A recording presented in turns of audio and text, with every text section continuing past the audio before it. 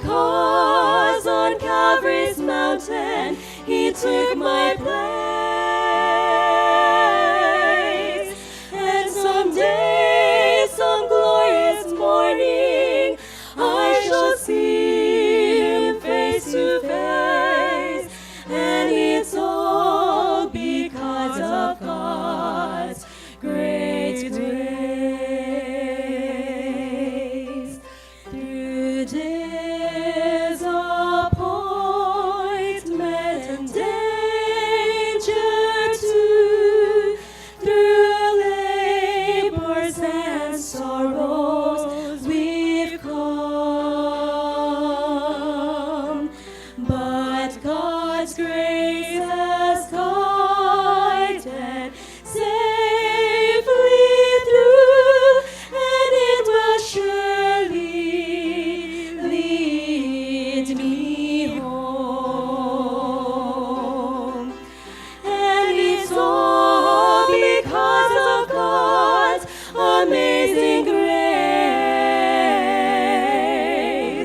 Because on Calvary's mountain he took my place. And someday, some glorious morning, I shall see him face to face. And it's all because of God's great grace.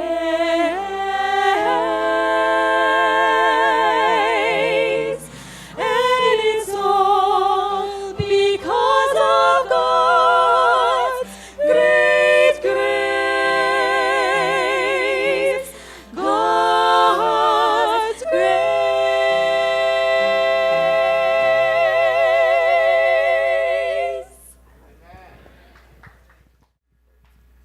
Thank you for the music, ladies.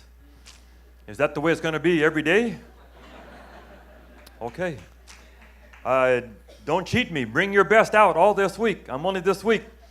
And if that's what it's going to be, that was worth the plane flight already. That was fantastic.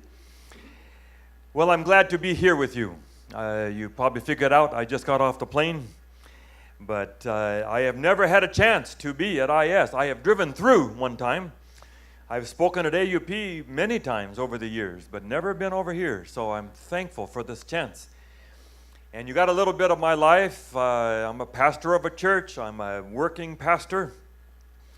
I'm getting old. I actually will retire this year. And as soon as I retire, I will be over here doing evangelism. So I'm a little shocked at how many I've committed already. I will retire in June. I have 2 in August, 2 in October, 1 in January, and 2 more in April next year. So I think I have 7 in the first year of retirement in the Philippines. So I've been coming now since the late 90s, and it's just been a great part of my life is coming to the Philippines, either doing weeks of prayer or evangelism all over. So I'm thrilled to be here with you. And I'll just say this. I hope you'll let me come and be with you wherever you are. If you're in a class or there's a group or anything, let me know. Don't just leave me locked in my little room over here.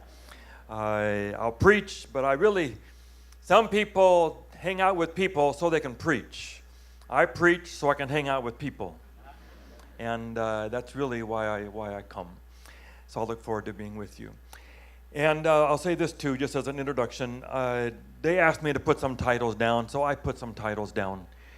But as we get into this, I did not know you. I did not know what was here. I knew nothing about what I was coming to. If there are things that you say, Pastor Dan, over here would be a little more helpful, or we could really use some help over here, I'll adjust. And I've preached hundreds of sermons in 45 years now, and I can move things around if you want. If you let me choose, I always talk about character of God. And so that's what I bring to you by the default. Is this working? All right. What if I do? Okay, so if I move, this will move. There we go. Look at that. Okay. This man from America, people will know, his name was Dan Rather. He was on television for many, many years, retired now. I read a book by him. He said when he was in college in a university in Texas, he wanted to work on a radio station, and it was very small. There was only one man working in the radio station at a time for 8 hours. So if you wanted to get something to eat, you would have to put on a record. Are you old enough to know what a record is? Before CDs, before cassette, there was record. All right. He would put a 30-minute sermon on there, race off and get a sandwich, and then come back. So one day he put a 30-minute Baptist fire and brimstone sermon on the player, raced off to get a sandwich, came back. When he got back, the owner's car was in the driveway. And he walked in, and the owner said, "Where'd you go?" "I went to get some food." "Do you know what happened while you were gone?" "No." He said, "There was a scratch on the record. And the record got stuck in one groove. And this Baptist preacher was shouting out over the hills of Texas, 'Go to hell, go to hell, go to hell, go to hell, go to hell, go to hell.'" True story. Nobody wants to go to hell. I have spent most of my life asking questions. My father was a pastor. I come from generations of pastors. But I grew up asking questions about God. And of course, you have the biggest question. None of you may have it, but I certainly have to face it every week in Bible studies. How can a good God burn people in hell? We're the only church really in the world, serious church, that does not believe that God gets mad when you sin and he burns you in hell and keeps you alive so he can burn you some more forever. Forever. Maybe you don't have that question. Maybe you have this question. I woke up in the morning. We had 9/11 in our country, New York. 3,000 people died. A few weeks later, another plane landed on a river in New York, and not one died. 150 people walked away. What's the difference? God doesn't choose some people to be saved and choose other people to be saved. Is the difference somehow God? Or was it the pilots? Questions. Tsunami. I grew up in Thailand. Tsunami hit Indonesia, hit India, hit my country. 250,000 people dead. And there were preachers in America who said it was God's punishment on Islam.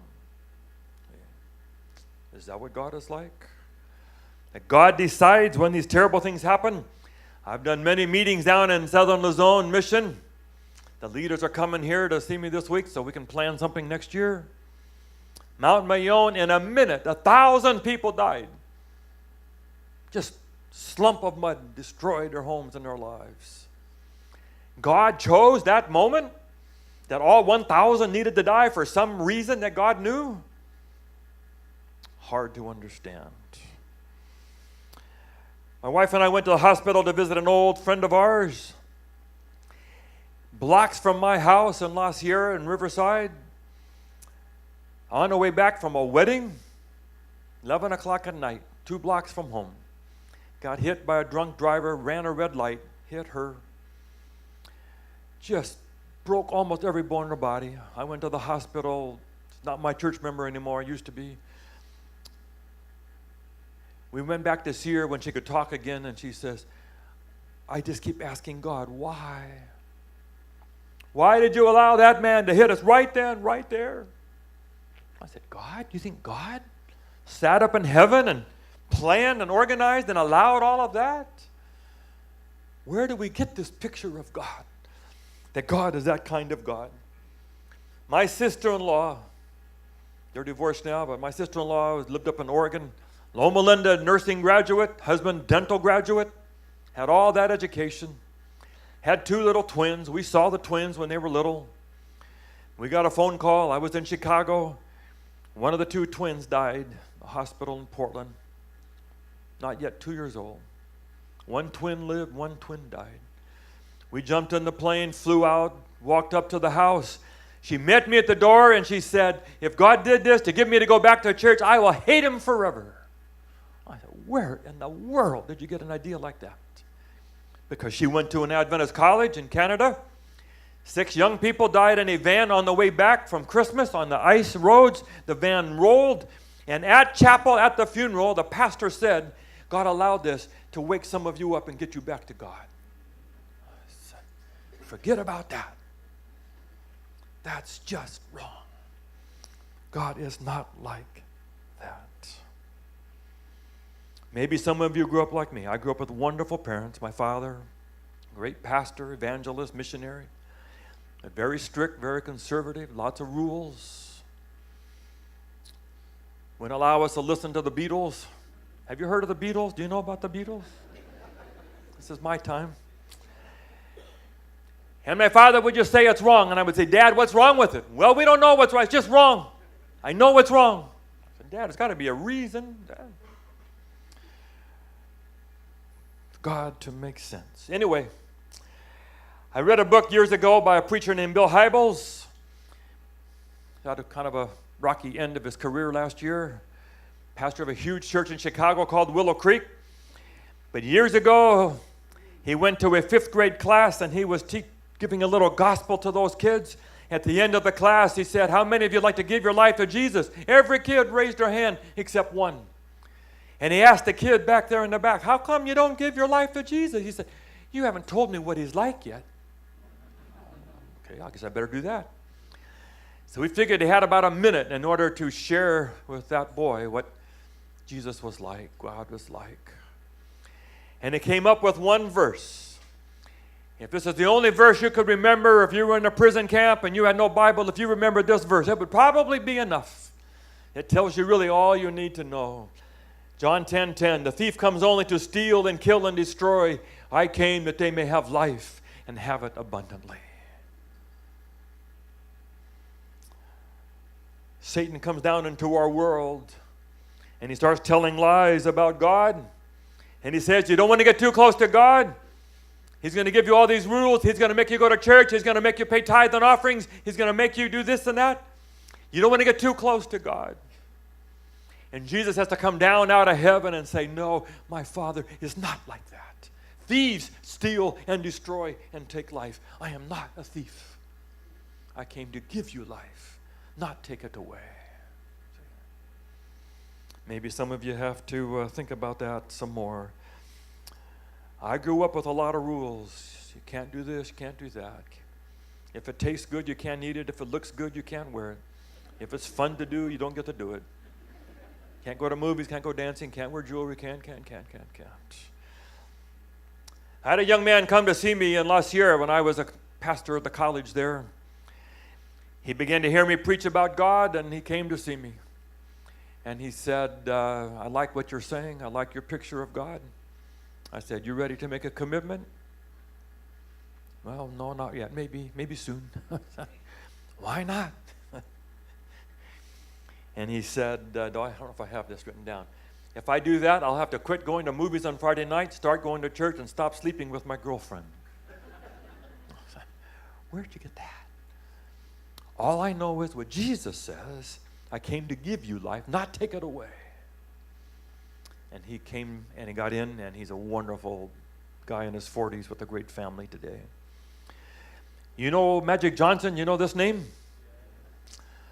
Magic Johnson comes from a Christian and an Adventist background. There's a grandmother that's an Adventist. But he grew tall. Ended up going to Michigan State, won a national championship, became a Laker, close to where I live. 5 world championships. Now he's the president of the Lakers. Went all over the country living a crazy life. Had another girl in every city. Someone came up to him one day and they said, we know how you grew up. There's a girl back at home in Michigan waiting for you. Look how you're living. How can you live like this when you grew up with your faith?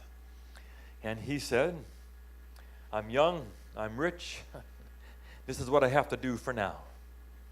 I'll get back to God when I'm older. For now, God is going to have to wait. But before he got back to God, he got HIV. He's hung in pretty good. Made it a long time now. It's too bad. Somehow he grew up with the picture, God takes life away. No, God does not take life away. When I was young, as you heard, I grew up over here in Thailand, went to high school in Singapore. Somewhere I grew up with the idea that if you really wanted to be serious about God, it would mostly involve giving things up. And I thought I was going to have to give up being a good student, give up music, give up sports, give up ice cream. I would have to go to prayer meeting every Wednesday night. That was my picture. If you really got serious about God, it would all be giving up, and letting go. Jesus says, no, I am not like that. If you'll just give your life to me, you will never be sorry. There's a crazy story that was told by Eric B. Hare. You know the name Eric B. Hare at all? You do, but maybe others don't. I got to hear him once or twice when I was young. He was a missionary in Myanmar, Burma back then, and many great stories. But I asked his son if this story was true. Anyway, here's the story. That there was a man married to an Adventist, but he was not a believer. There was a time he was going to go away on a trip. He's going to be gone a month, and he said to his wife, don't lose this key. It's hanging on the hook. Don't lose this key. I have to have this when I get back. Then he got an idea. He would take the key. He would bury it in the yard. She would not be able to find the key. She would pray to God, and it would not work. God would be proven that he was not there for you, and he would get her back. Forget about this belief stuff. So he took the key and he buried it out by a tree so he wouldn't lose it. Went on his trip. He came back a month later. He went to the tree to get the key, but the river had flooded and had washed the key away. Oh, what are you going to do? He walked into the house. There was the key. He called his wife, had to bring it up. How is the key here?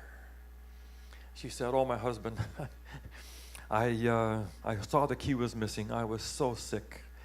I prayed every single day for that key, but I could not find it anywhere. I knew you were coming home today. I went down to the market. I wanted to have a big dinner for you. I bought the biggest of everything. I bought a big fish. I came home. I opened the fish, and there was the key. Is that a good story? And he got converted and joined the church.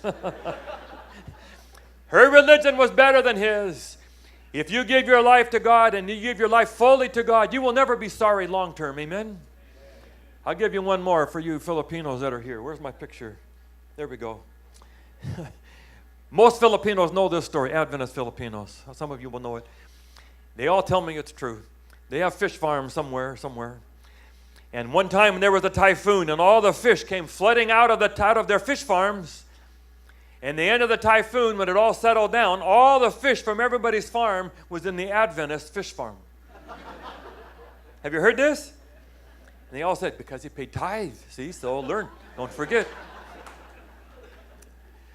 But that's what we believe, that you will never be sorry if you give your life to God. Satan came down at the tree and he said, if you eat of this tree, did God really say if you eat of this tree you would surely die? Casting doubt about God.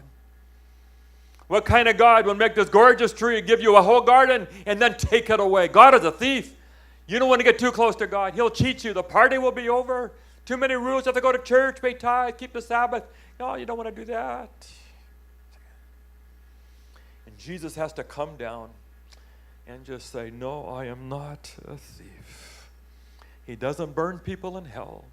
He doesn't pick and choose which ones die in plane crashes. He didn't choose one of those two twins. He doesn't do that. Jesus said, thieves steal and destroy and take life. I am not a thief. I came to give you life. And if you have bought into any of those lies, you better go through your belief system and take it all out. This one verse clarifies it once and for all. You will never be sorry if you give your life to God. Jeremiah 29 says, I have plans for you, plans for good and not for evil. I don't have any evil plans for anybody. That is not the way I work. It's not the way God is. Some of you know the story of the bridge. Famous story. Little movie made years ago. 10-minute movie. About this man who was in charge of the bridge. He had a little boy. He loved a little boy. They did everything together, 10, 11 years old. He was in charge of the bridge, and whenever the train was coming, he would have to go and move the bridge so that the train could go across. The rest of the time, it was open for the boats. One day, it was his turn to go out there, and he looked, and here was his son coming down the tracks. He tried to wave at the son, "Go back, the train is coming, don't come." But the wind was going the wrong way, and the boy could not hear, it kept coming. And the father has this terrible choice to make, the train of strangers or his own son. And if you've seen the movie, his father sits there with tears streaming down his face, and he turns the big wheel. And a train of strangers comes rolling across the bridge. As soon as it was over, he rushed back out there to see. And the track is empty and the son is gone. And we preachers use that as a story of God giving his son.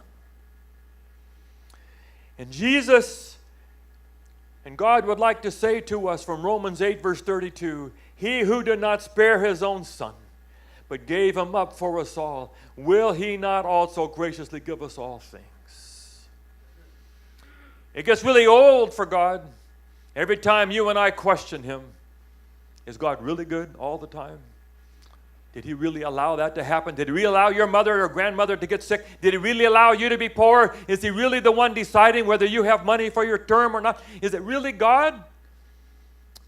Heartbreaking to God. He said, "I gave you my son. Isn't that enough to settle it once and for all? That I am good. If I give you my son, I will give you all things." And I decided years ago that I was not going to doubt God anymore. The cross settles it. God gives you his son. Enough. Enough. Be very careful what we say about God. The cross means God only gives life once and for all. We came over to the Philippines a couple times when I was a kid. My aunt and uncle were doctors here in Manila. But my first trip when I came to do an actual series of meetings back in the late 90s was in a place called San Francisco down in Agusan del Sur, down in Mindanao, Northeast Mindanao Mission. Little tiny place, primitive, cold water showers every day for 2.5 weeks. Basketball stadium, you have no idea. The pastor, now the ministerial director or something, he met me at the Youth Congress last year in Mountain View. Amazing time.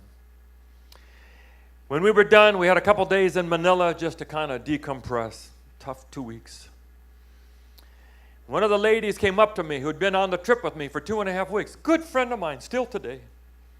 Dentist. She said to me, "Pastor Dan, we feel sorry for you. We know you're a pastor. We know you got to follow all these rules, you know, the conference and the mission are always watching you. We know you have to follow these rules and you have to eat like this and dress like this and you can't do this and that. We feel sorry for you." And I said, "Don't you ever feel sorry for me. I like my life like this.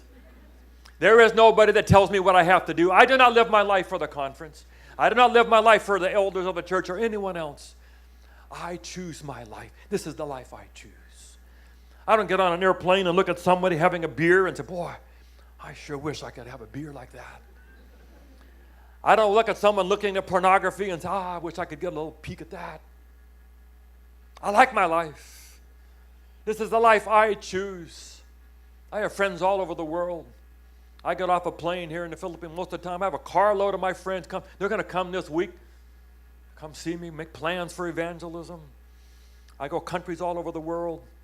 I have been in all these countries and been to the Victoria Falls and I've been to Taj Mahal. I have had a great life. And I got hopefully another 20, 30 years to do something for God. Don't feel sorry for me." And I would say it like this. Can you say this? Even if there was no heaven, and if there was no mansion, and if there was no eternal life, I would still be a follower of Jesus down here. It's the best life there is. Jesus said, "I came to give you life more abundantly here and in heaven to go." Amen? I preached the other day in my church And I go over this when I'm in the valley of decision with people. I do a lot of apologetics with people, and you're in the battle, great controversy battle for their soul. And I'll sort of play out this contest between Satan and God and Jesus. Satan comes along and he says, you don't want to do that. Why would you want to go with him and go to church every week and have to have all these rules, and you can't do this and you can't do that, and you're going to give all this money over to God and the church? Why would you want to do that? Come with me. You can sleep with anybody you want, as much as you want. You can drink whatever you want. You don't have to spend Sabbath in church. Forget about all of that. Come with me. Keep all your money. Do what you want. He sits down. Jesus comes up and he says, come with me. You'll be sorry over there. That's going to come to an end. That'll be over someday. Come with me. You'll still have a great time. You can have all the sex you want just with one person. You can still drink fantastic drinks. You can still eat great food. You can still listen to wonderful music. I'm not going to take all that away from you. You can still live a wonderful, wonderful life. And I will give you this thing called the church with friends all over the world and friends to go with every week. Whenever you're really in trouble, you can say a little prayer to me, and I will be there to answer your prayer and give you advice and counsel on what you can do. When you're in trouble, I will be there to give you power and to do miracles for you. And when this life is over, his life will be done. I will give you another 1,000 years with a mansion in heaven. And after the 1,000 years are over, I'll bring you back down here, and we'll do it forever. And then God sits down and says, now you choose. Jesus said, thieves take life away. I don't take life away. I came to give you life. If you could only remember one verse, that one verse says it all. There's an old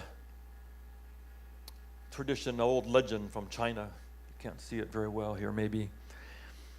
But the legend says that there was a house that went on fire 3,000 years ago.